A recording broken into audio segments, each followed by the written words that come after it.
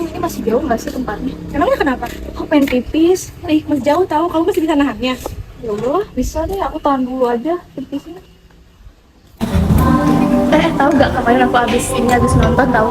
Hah? Sama siapa? Sama siapa? Ada tamu aku yang kemarin aku habis nonton. Tapi cuma nonton doang. Tunggu. Tapi aku mau pipis lagi. Gak bisa kamu mah. Gak akan aku lanjut lagi tahu ceritanya. Ya udah deh aku tanya. Apa gimana ceritanya? Kita kemarin nonton pergi jam siang-siang. Terus lanjutannya gimana itu? Ya gimana sih aku langsung tonton aja. Bentar aja. Oh iya bentar ya.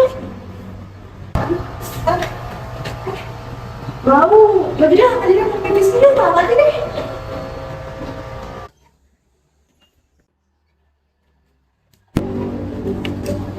Capek banget.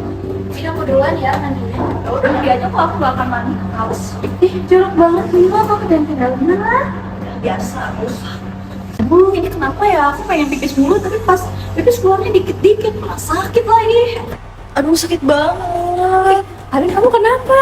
Aku tuh dari kemarin pipis mulu ya, terus yang keluar sedikit, terus sakit, kayak ngerasa panas. Terus waktu tidur tiba-tiba kebangun sakit.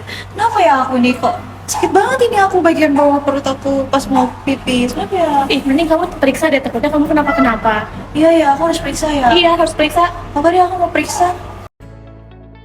Drama tersebut merupakan contoh dari beberapa gejala ISK yang disebabkan oleh kebiasaan menahan kencing serta kebersihan genital yang buruk. Apa sih ISK itu? Infeksi saluran kemih atau ISK adalah kondisi di mana organ penyusun sistem saluran kemih mengalami infeksi. Organ-organ tersebut antara lain ginjal, ureter, uretra, dan kandung kemih. Infeksi saluran kemih atau ISK adalah infeksi ketiga terbanyak setelah infeksi pernapasan dan gastrointestinal. Menurut Kementerian Kesehatan Republik Indonesia, jumlah penderita ISK di Indonesia adalah 90-100 infeksi per 100.000 penduduk per tahun, atau sekitar 180.000 per tahun. Lalu, bagaimana ISK itu dapat terjadi? Infeksi saluran kemih terjadi ketika bakteri masuk ke saluran kemih melalui uretra. Bakteri kemudian berkembang biak di kandung kemih. Bakteri yang paling umum menyebabkan ISK adalah Escherichia coli. Risiko terjadinya infeksi saluran kemih dipengaruhi oleh berbagai faktor kebiasaan sehari-hari, seperti kebiasaan menahan kencing karena dapat menyebabkan terganggunya fungsi pengeluaran urin untuk mengeluarkan mikroorganisme sehingga bakteri akan tumbuh. Faktor resiko lainnya adalah tidak membersihkan area genital karena dapat menyebabkan bakteri berkembang dengan cepat. Faktor lainnya yang berisiko terjadinya ISK meliputi usia tua, kehamilan, imun yang lemah, penggunaan kateter, riwayat batu saluran kemih, jenis kelamin terutama wanita, riwayat infeksi saluran kemih sebelumnya, kurang minum, dan riwayat diabetes mellitus. Gejala ISK meliputi nyeri saat buang air kecil, ketidakmampuan untuk memulai aliran urin, sering buang air kecil, urgensi ingin buang air kecil yang tiba-tiba, nyeri di area panggul, perut atau punggung bawah, warna kemerahan dalam urin, bisa juga disertai dengan demam, menggigil, kencing yang keruh, mual, dan muntah. Jika kamu mengalami gejala tersebut, minumlah air yang banyak dan segeralah ke dokter untuk melakukan pemeriksaan yang lebih lanjut.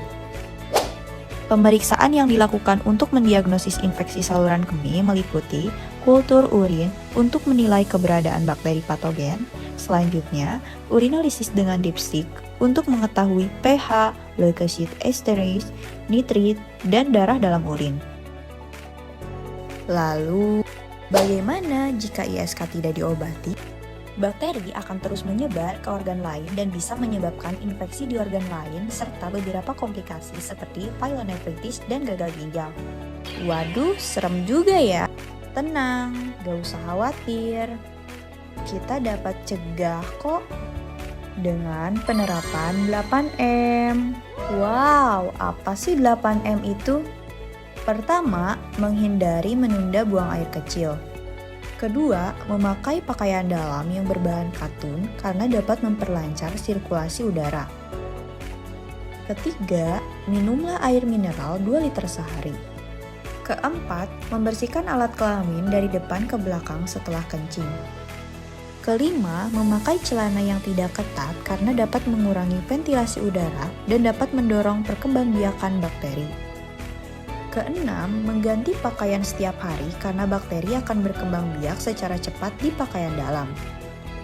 Ketujuh, membuang air seni sesudah berhubungan seksual karena dapat membantu menghindari bakteri di saluran urin.